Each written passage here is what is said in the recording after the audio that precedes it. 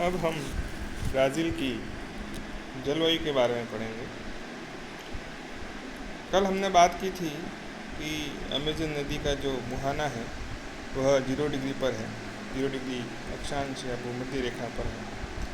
तो इसका मतलब ये हुआ कि ब्राज़ील का जो क्षेत्र है वो ज़्यादातर उष्णकटिबंध के अंतर्गत आता है। तो यहाँ की जलवायु भी मुख्य रूप से उष्णकटिबंधीय है। यहाँ की जलवायु पर इसकी अक्षांशीय स्थिति, पठारी, धरातल एवं जलधाराओं का प्रभाव पड़ता है। संपूर्ण ब्राज़ील की जलवायु काफ़ी भिन्न है। अमेज़न बेसिन भूमध्य रेखीय प्रदेश में स्थित होने के कारण भूमध्य रेखीय जलवायु रखता है। यहाँ वर्ष भर उच्च तापमान, शाम के समय संवहनिक वर्षा, अत्यधिक आर्द्रता रहती है। इस कारण यह जलवायु मलेरिया एवं अन्य बीमारियों को जन्म देती है। ब्राज़ील के धरातल के कारण पूर्व से आने वाली नम हवाएं केवल तटीय भागों में वर्षा करती हैं। पूरी तट के सहारे ब्राज़ील की गर्म जलधारा तटीय भाग को गर्म रखती है तथा वर्षा में सहायक होती है। ब्राज़ील में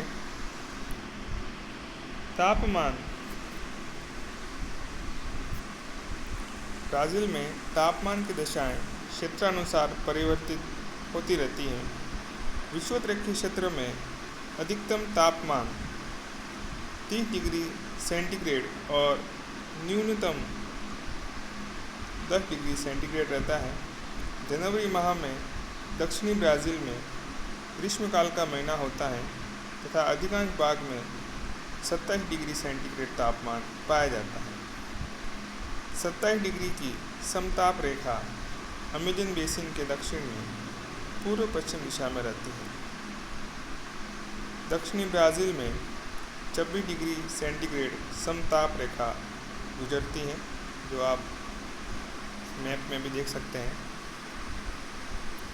जुलाई माह में तापमान में काफ़ी अंतर पाया जाता है। विषुवत रेखा से दक्षिण की ओर जाने पर तापमान कम होता जाता है। सबसे कम तापमान दक्षिणी ब्राज़ील के राज्य रियो ग्रांडे डी सूल के दक्षिणी भाग में 15 डिग्री सेंटीग्रेड रहता है। मध्य ब्राज़ील में 22 डिग्री सेंटीग्रेड, उत्तरी ब्राज़ील तथा अमेज़न बेसिन में 27 डिग्री सेंटीग्रेड तापमान रहता है। वर्षा की मात्रा देखें तो वर्षा का वितरण ब्राज़ील में काफ़ी असमानता लिए हुए है। यहाँ के 4 क्षेत्रों अमेज़न बेसिन, बेलम या पारा नगर के उत्तरी भाग, तटीय पर्वत श्रृंखलाओं के विभिन्न भाग और दक्षिण पूर्व की पर्वत शिखरों पर 200 सेंटीमीटर से अधिक की वर्षा होती है। उत्तर पूर्वी भाग में वर्षा की मात्रा काफ़ी सीमित है।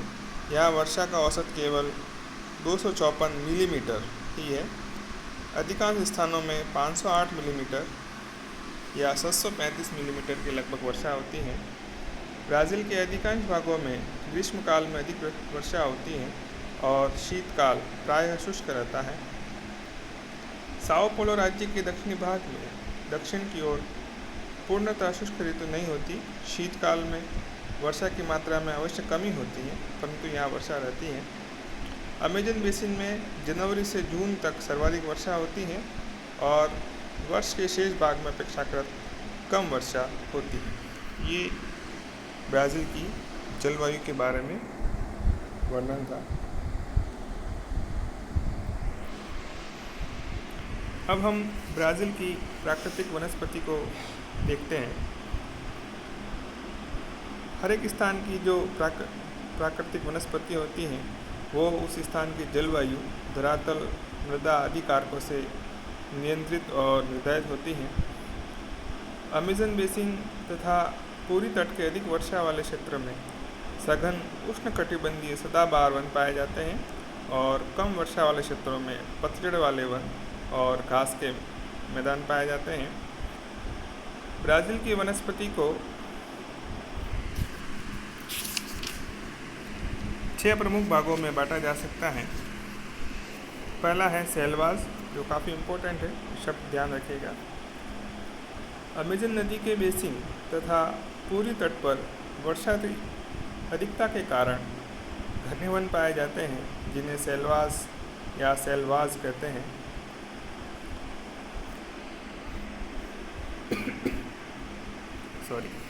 यहाँ सदाबहार चौड़ी पत्ती वाले वृक्ष उगते हैं। घनी छतरी वाले ये वृक्ष बहुत विशाल होते हैं और काफ़ी संख्या में उगते हैं। यहाँ जो वृक्ष पाए जाते हैं उनमें काफ़ी अधिक विविधता पाई जाती है। ये काफ़ी ज़्यादा सघनता लिए हुए होते हैं, जिनके कारण सूर्य की किरणें पृथ्वी तक नहीं पहुंच पाती है। इन वनों में अधिक वर्षा के कारण भूमि की ऊपरी परतों के उपजाऊ तत्व पानी के साथ धरातल से नीचे की तहों में चले जाते हैं और ऊपरी जो सतह होती हैं वह अनुपजाऊ रह जाती हैं। इस कारण यहाँ कम गहरी जड़ों वाले छोटे पादप नहीं उग पाते हैं। जंगल काट देने के बाद भी यहाँ की भूमि कृषि उत्पादन के लिए उपयुक्त नहीं होती हैं, क्योंकि ये उपजाऊ नहीं होती। दूसरा प्रमुख प्रकार है अर्ध पतझड़ वाले वन। जिन भागों में सेल्वास या विषुवतरेखीय प्रदेश की अपेक्षा कम वर्षा होती है, वहाँ के वृक्ष शुष्क मौसम में अपनी पत्तियाँ गिरा देते हैं। यहाँ पाए जाने वाले वृक्ष वर्ष में एक बार पत्तियाँ गिराते हैं। ब्राज़ील में ये वन दक्षिणी पूरी तट के निकट नेटाल से आरंभ होकर दक्षिण की ओर रियो ग्रांडे के पोर्टो एलिग्रे तक एक संकीर्ण पट्टी के रूप में पाए जाते हैं। तीसरा प्रकार है मिश्रित वन। सेल्वास के दक्षिण में एक विस्तृत भाग में वन एवं घास के मिश्रित प्रदेश पाए जाते हैं। इस प्रदेश के उन भागों में जहाँ जल की मात्रा पर्याप्त है, पत्तियाँ गिराने वाले वृक्षों का आधिक्य है तथा कम जल के भागों में घास के मैदान पाए जाते हैं। ऐसे प्रदेशों को जहाँ घास एवं वनों का मिश्रण होता है, उन्हें कैंपो सिराडो कहते हैं। इसका अर्थ है गंदे घास के प्रदेश। चौथा प्रकार है शुष्क कटीली झाड़ियों का प्रदेश। ब्राज़ील के उत्तर पूर्वी भाग में कांटेदार झाड़ियों के वन पाए जाते हैं। ये प्रदेश अपेक्षाकृत शुष्क रहता है।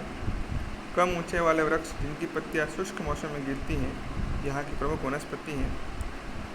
यह भूमि भेड़ चराने के अतिरिक्त अधिक उपयोगी नहीं होती है और इस प्रदेश को ब्राज़ील में कटिंगा कहते हैं। कटिंगा। पांचवा प्रदेश है पराना पाइन। यह साओ पोलो राज्य के दक्षिणी भाग में स्थित है। यह उष्णकटिबंधीय वनस्पति की अपेक्षा शीतोष्णकटिबंधीय वनस्पति से अधिक समानता लिए हुए हैं। इन वनों को एरोकेरिया वन या पराना पाइन वन कहते हैं। यहाँ अधिकांश चीड़ के वृक्ष पाए जाते हैं। इनकी पत्तियाँ नुकीली होती हैं, साथ ही छोटी और छोटी पत्तियों वाले वृक्ष भी उगते हैं। अंतिम प्राकृतिक वनस्पति प्रदेश है प्रेरी, जो कि घास के मैदान है। लगभग उन्हीं अक्षांशों में जिनमें पराना पाइन वन है, पश्चिमी प्रेरी भी स्थित है। यहाँ की मुख्य वनस्पति लंबी घास है। इनमें वन नदियों के निकटवर्ती भागों में पाए जाते हैं।